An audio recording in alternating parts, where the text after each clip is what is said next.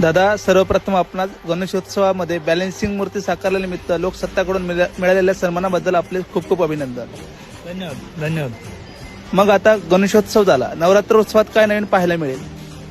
नवरात्रीमध्ये बऱ्याचशा गोष्टी आम्ही नवीन क्रिएटिव्ह केले. जसं तुम्ही गणपतीमध्ये बघितले असतील, बरेचसे गणपती यावर्षी हे नवीन नवीन क्रिएटिव्ह होते आणि वेगळं बॅलन्सिंग जॉब होता, म्हणजे बरेचशी अशी कामं होती. तसं देवीमध्ये पण यावर्षी नवीन थोडं करायचा प्रयत्न केलाय. बरेचसे देव आहेत, त्यांच्या प्रभावी थोडे चेंजेस करायचा प्रयत्न केलाय आणि करतोय आम्ही. जसं मंडळांची रिक्वायरमेंट आहे, जशी मंडळाची आवड आहे, त्या आवडीप्रमाणे आम्ही देवीचं काम करतोय. आणि दिवस खूप कमी असल्यामुळे जेवढं जमेल तेवढंच काम आम्ही घेतलंय आणि तेवढंच करतोय.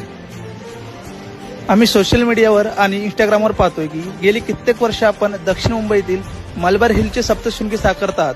यंदा काय नाविन्य आहे?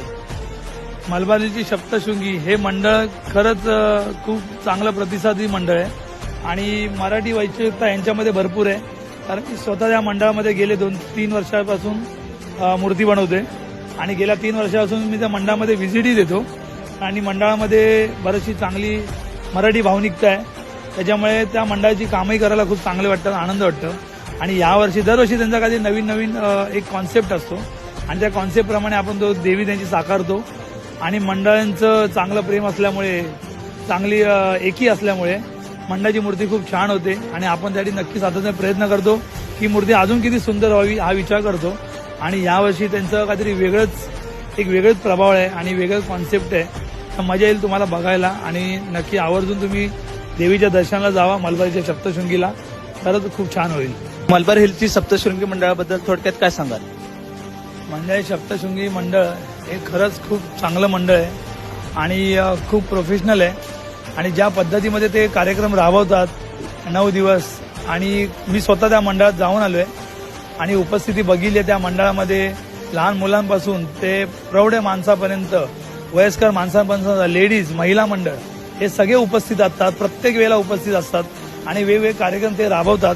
त्याच्यामुळे एकी त्यांची जुडली आहे. तिकडच्या लोकांची वस्तीमध्ये एकी त्यांच्यामध्ये आहे. मंडळामध्ये देवीची कृपेनी ते सगळे मंडळ एकत्र आहे आणि तोच एक क्षण खूप चांगला वाटतो मंडळामध्ये.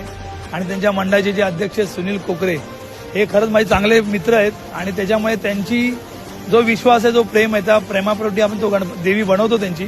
आणि त्या मंडळामध्ये ते एकी करून ठेवली आहे, मंडळाला एकत्र करून त्यांनी ठेवलंय आणि खूप चांगलं कार्यक्रम राबवतात 9 दिवस. आणि मूर्तिकारालाही सपोर्ट करतात, मलाही सपोर्ट करतात आणि कधी असं मूर्तिकाराच्या मागे लागत नाहीये की जे पण असेल, ज्या गोष्टी असतील मूर्तिकारावरती सोडतात. थोडे माझे मत घेतात, त्यांचे मत घेतात आणि त्या पद्धतीमध्ये मला मूर्तिकाराला मूर्ती बनवायला सहकार्य करतात. त्याच्यामुळे त्यांचे मी धन्यवाद बोलतो सुनील कोकरे साहेबांची. येणाऱ्या 20 सप्टेंबर शनिवार आहे 2025 सप्तशृंगी, मलबार हिलची सप्तशृंगी ही इकडे भव्य दिव्य आगमनासह परिवर्षामधून इथून निघणार आहे. तर तुम्ही नक्कीच या आगमनाला उपस्थित राहा आणि या आगमनाचा लाभ घ्यावा. कारण खूप असं भव्य दिव्य आगमन आहे आणि मंडळाचं खूप असं वेगळंच वातावरण आहे. मंडळाची वेगळीच अशी एक किंमत आहे की एवढी सुंदर अशी मूर्ती घेऊन जातील. 20 सप्टेंबर 2025 मध्ये नक्की आगमनाला या, सकाळी 11 वाजता. धन्यवाद.